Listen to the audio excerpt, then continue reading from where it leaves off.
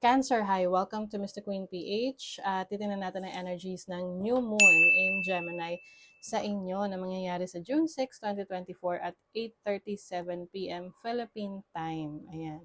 So, New Moon is about new beginnings, new experiences, new opportunities, bagong mindset. So, for you, Cancer, especially Cancer risings, this is going to happen in your 12th house. No? 12th house is about your subconscious, no? Yung mga bagay na hindi mo dinideal sa sarili mo, mga bagay na pwedeng iniiwasan mo or hindi ka aware, okay? So 12 house kasi these are mga hidden things, mga nakatago.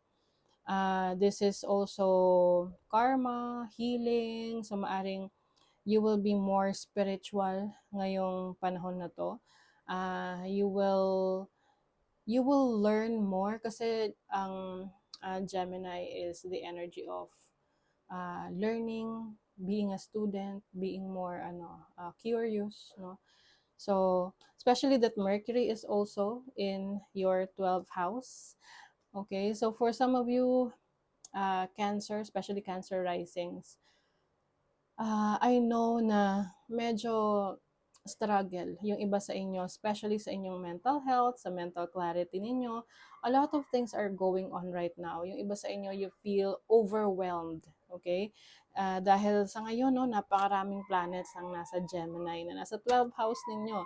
So there's Mercury. Mercury is the planet of communication, ideas, your thoughts. So some of you maaring nakakaranas ng pag-overthink sa mga sitwasyon na meron kayo.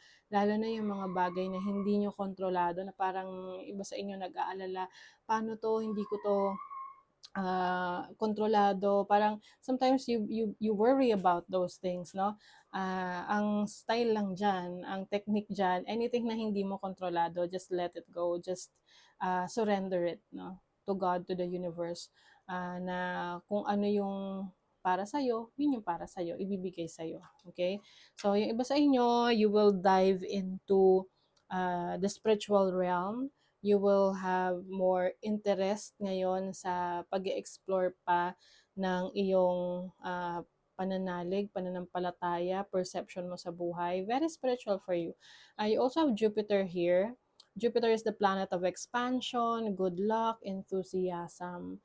So, I think mas magiging aware ka sa sarili mo. Especially yung iyong mind, yung iyong emotions, yung iyong mental health. Maari ring meron ka ngayong pag-aaralan na bagong, it can be a new religion, it can be a new belief system that really interests you, okay? And also, no, since andito rin yung Venus, nakakazimi siya sa Moon tsaka Sun, ibig sabihin pare-pareho sila ng degrees from the time na nagkaroon ng new moon. 16 degrees yan. So Venus is the planet of beauty, the planet of money, harmony, romance. I feel like you will have a lot of realizations in life. Kung ano yung mga bagay na importante sa buhay mo, kung ano yung mga bagay na may value sa buhay mo.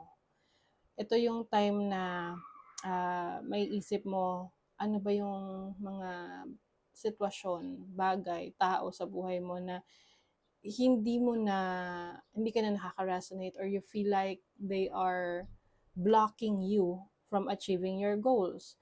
Yung iba sa inyo, you might experience yung mga toxic situation sa inyong connections, relationships, na parang sa tingin mo sila yung reason kung bakit ka nako-confuse ngayon, kung bakit parang hindi mo alam kung saan direction yung gusto mong tahakin, okay? Some of you, you may experience yung mga dark night of the soul na tinatawag. Ito yung mga, you will face some challenges na talagang gigisingin ka, like, yayanigin ng iyong pananampalataya, and dahil doon, maghahanap ka ng kasagutan doon sa mga malalalim mong tanong tungkol sa buhay, no? And also Venus is the planet of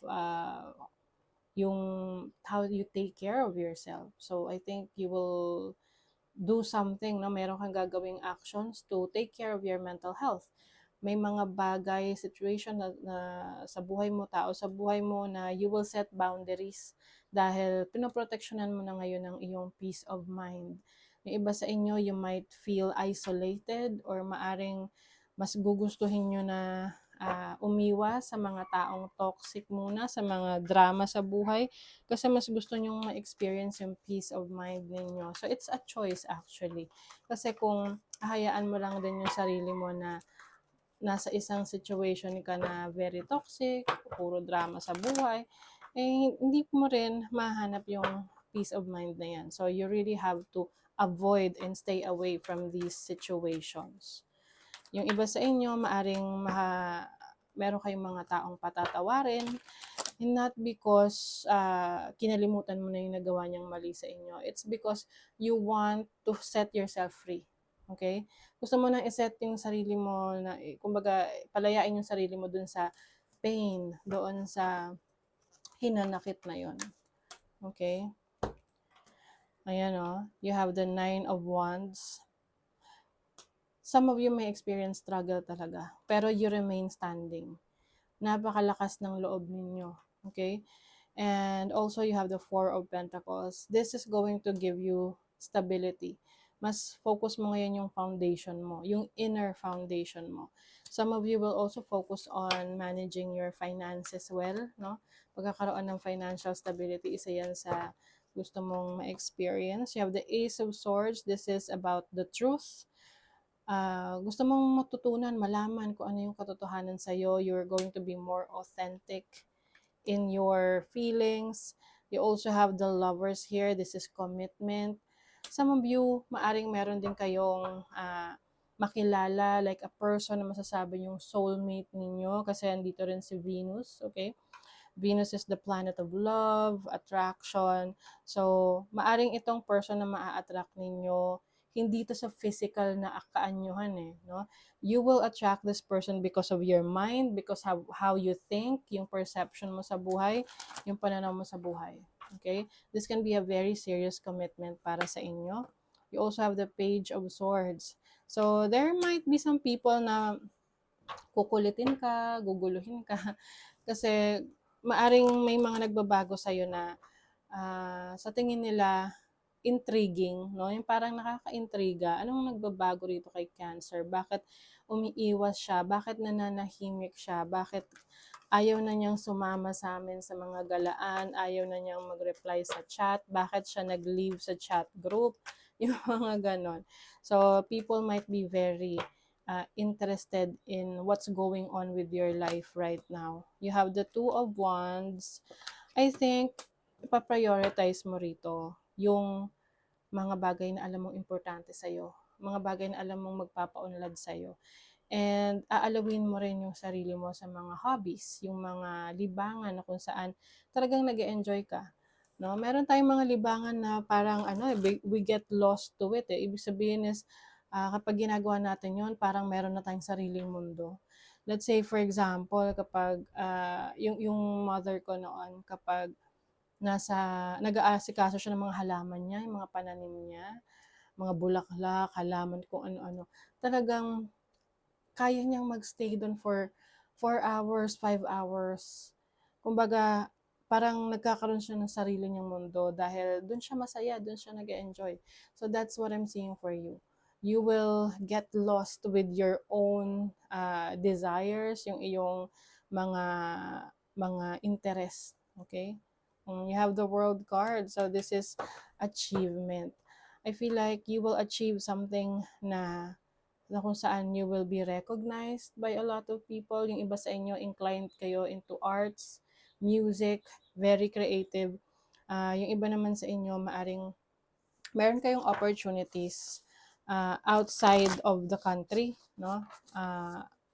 Maaring may mag-open up, may offer na opportunities abroad, to work abroad, to live abroad. Kasi the 12 houses also can be associated to foreign lands, no? So, i-grab nyo na rin yung opportunity na yan. Oh, it's time to release negativity, full moon in Scorpio. See, i-release mo na ang mga toxic sa buhay mo. New Moon in Cancer, yes, you're going to relax. Gusto mo ngayon peaceful ang situation mo, walang mga ano toxic sa buhay mo. Don't let pride get in your way, full moon in Leo. So for you, hindi ka na ano, yung parang makikipagmataasan sa iba na parang para sa you don't care kung sino yung mas magaling. Ang importante is fulfilled ka sa sarili mo. Okay? You are successful in your own way. So that is your reading, Cancer. Thank you so much. Bye.